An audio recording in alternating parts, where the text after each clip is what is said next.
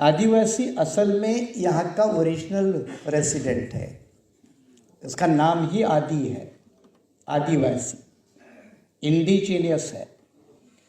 लेकिन भारत सरकार उसको इंडिजीनियस नहीं मानती।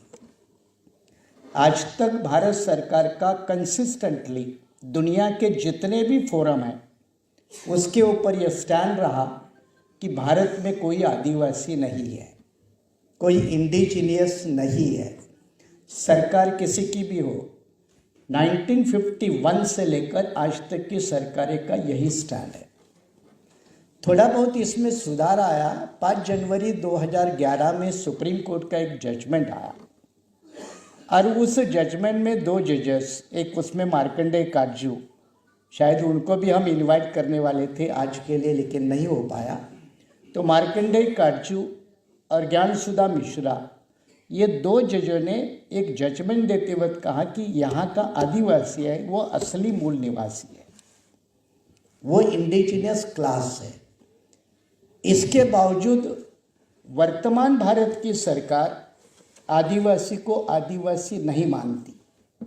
मुसलमानों के साथ ये दिक्कत नहीं, उनको मुसलमान मानती तो है, आदिवासी को आदिवासी नहीं मानती।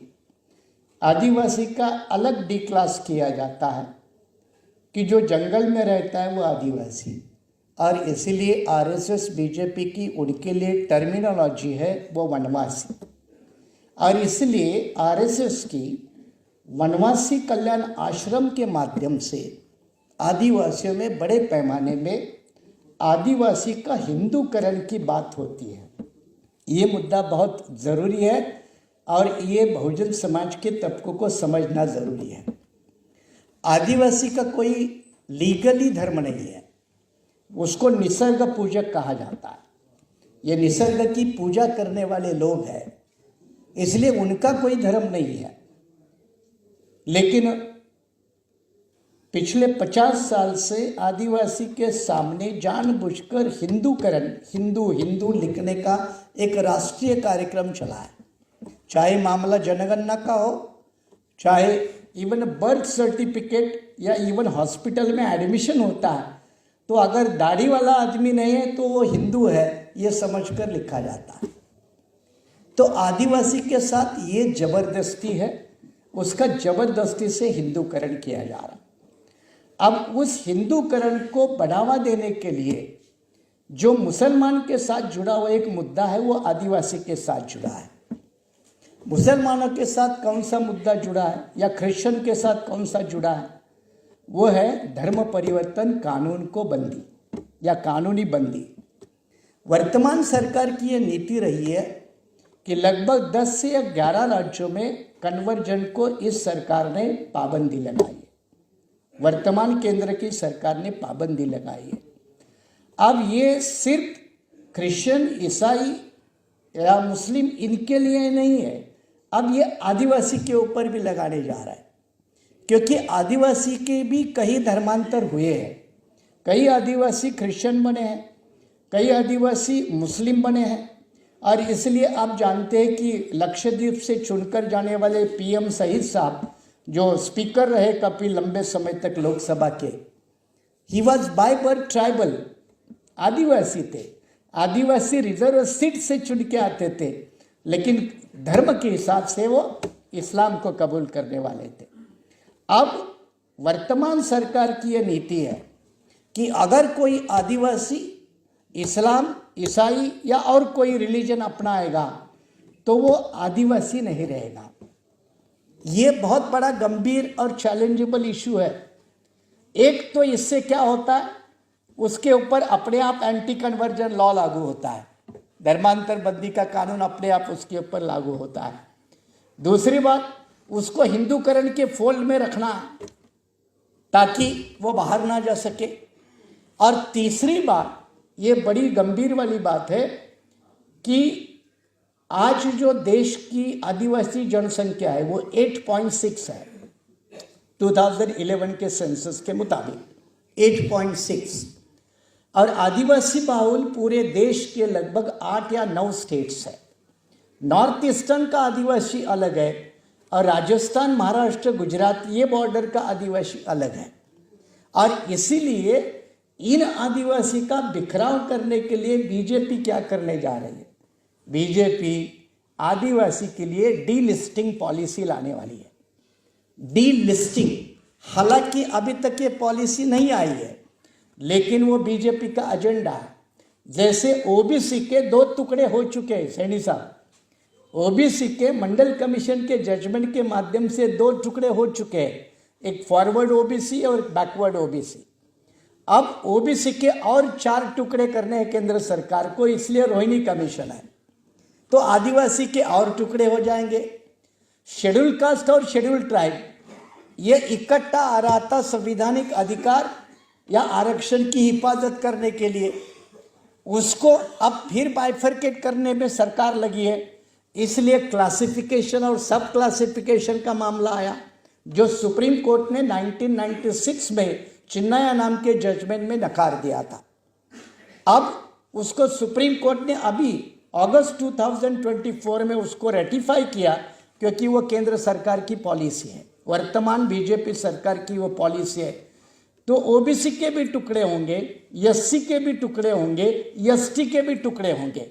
तो हम जो इकट्ठा बनने में लगे हैं देश भर में, उसको तोड़ने में सरकार लगी है। ये बड़े मुद्दे को समझने की जरूरत है। और इस दिशा में ये आदिवासी को तोड़ने का काम डीलिस्टिंग के माध्यम से होगा। और डीलिस्टिंग का मतलब है, अगर आज 8.6% पॉपुलेशन ट्राइबल की है, तो अगर डीलिस्टिंग पॉलिसी आ गई तो 4% आदिवासी बचेगा। 4% आदिवासी बचेगा। तो हमारे वेलाराम साहब ने जो पेसा कानून का जिक्र किया, पेसा कानून ये panchayat extension to scheduled areas act, ऐसा उसका पूरा नाम है, इसलिए उसका शॉर्ट फॉर्म है पेसा, PESA। ये पेसा कानून की विशेषता ये है कि ये आदिवासी कम्युनिटी का एक अधिकारों का चार्टर है, स्वयं शासन बोलते हैं। वहाँ के नेचुरल रिसोर्सेज को यूज करने के लिए वहाँ की लोकल बॉडी, यानी ये ग्राम सभा, जैसे ग्राम पंचायत बोलते हैं वैसे ग्राम सभा, इनके विशेष अधिकार है। ये अधिकार कानून तो बनाया 1996 में, लेकिन मैं महाराष्ट्र की बात बताता हूँ। कानून बनाया 1996 में, और कानून के अंदर वो कानून इंप्लीमेंट करने के लिए रूल लाए 2014 में। कितने साल गए? तो एक तरफ भारतीय संविधान ने जो 5वीं और 6ठी सूची दी है, उसका पालन आज तक किसी भी प्रदेश और किसी भी देश के सरकार ने नहीं किया। यह आदिवासी के साथ बड़ा धोखा है। मैं इस पॉइंट को ऐसे कंक्लूड कर रहा हूँ कि ये डीलिस्टिंग के पॉलिसी के माध्यम से आदिवासी की जनसंख्या कम होगी, आदिवासी का बजट कम होगा, आदिवासी का वर्तमान रिजर्व पॉलिटिकल सीट्स कम होंगे, और आदिवासी की टोटल इस देश में हिस्सेदारी भी अपने आप कम हो जाएगी। जल, जमीन और जंगल, ये जो 3 बातों के ऊपर आदिवासी इस देश का खड़ा है, ये जल, जमीन और जंगल कारपोरेट क्लास के हाथ में बेचने का गवर्नमेंट का प्लान है। ये कारपोरेट को बेचने का, क्योंकि डेवलपमेंट के नाम पे लैंड एक्विजिशन अगर होती है तो सबसे प्रभावित होता है वो ट्राइबल होता है, 2 नंबर पे होता है वो शेड्यूल कास्ट होता है, 3 नंबर पे होता है वो बैकवर्ड होता है, और माइनॉरिटी का 4था नंबर अफेक्टेड लोकल में आता है, प्रोजेक्ट अफेक्टेड लोकल में। और अभी जमीन बची है वो जंगलों में, जमीन बची है पहाड़ों में, और वहाँ ट्राइबल का बसेरा है। तो वहाँ से ट्राइबल डिस्प्लेसमेंट भी हो जाएगा, शहरों की तकर मजबूर जाने के लिए होगा, और शहरों के गंदे नाले गटर के किनारे में झोपड़ों में रहने के लिए मजबूर होना पड़ेगा। ये डिस्प्लेसमेंट ऑफ द ट्राइबल, ये भी एक सबसे बड़ा इशू है। इन नीति को समझते हैं तो अगले 2 मुद्दे मैं आपको समझा रहा हूँ, वो है देश का ट्राइबल, एक तरफ पुलिस और एक तरफ नक्सल, इन दोनों के बीच में पिसता है। मैं महाराष्ट्र से आता हूँ, गढ़चिरोली जिला आप जानते हैं, very famous for Naxal activity and tribal dominance. मैं आपको बताऊँ प्रैक्टिकली, वहाँ के कुछ गांवों को गांव में जाने के लिए, अशोक जी, गांव में जाने के लिए पुलिस की परमिशन लिए बगैर मैं गांव में नहीं जा सकता। अब मुझे बताओ ये कौन सी हालत है? अकेले गढ़चिरौली जैसे जिले में बरसात में लगभग 250 गांव दुनिया से कटे रहते हैं, उनका कोई ताल्लुकात नहीं होता दुनिया से। ये अकेले गढ़चिरौली मतलब महाराष्ट्र की हालत नहीं है, कई जिलों की हालत है। और वहां नक्सलवाद जो पलपता है, तो नक्सलवाद को मुकाबला करने के लिए पॉलिसी किस तरह से बनाई, और उसका उदाहरण है छत्तीसगढ़। सलवा जुडुम का मॉडल मालूम है। सलवा जुडुम में भी अनट्रेन अनस्किल यंग 15-20 साल के लड़कों को पुलिस में भर्ती किया जाना और उसको नक्सल के सामने खड़ा कर देना। ये क्या है? ये कौन सी बर्बरता है? मामला सुप्रीम कोर्ट तक गया, सुप्रीम कोर्ट ने डायरेक्शन दिए, लेकिन मैं आपको बता रहा हूं क्योंकि मैं लॉ का प्रोफेसर भी रहा हूं, एडवोकेट भी हूं, एक भी डायरेक्शन सुप्रीम कोर्ट का फॉलो नहीं हुआ। तो ये आदिवासी के साथ जो बर्बरता है उसका लिमिट नहीं है।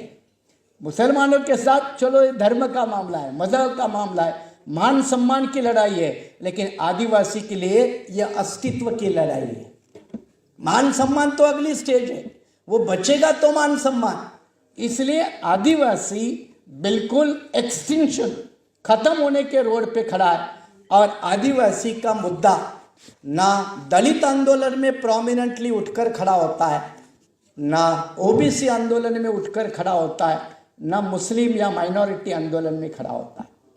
और हमारी ये सबकी तरफ से कोशिश होनी चाहिए कि पिटे पिटाई तो शरीफ सभी है, कोई 50 साल से पीटा है, कोई 500 साल से पीटा है, कोई 5000 साल वाला पीटने का रिकॉर्ड बनाने वाला है। तो ये सारे पीटने वाले जब एक इकट्ठे होंगे तो जो पीटता है उसकी साले की जमकर पिटाई करेंगे।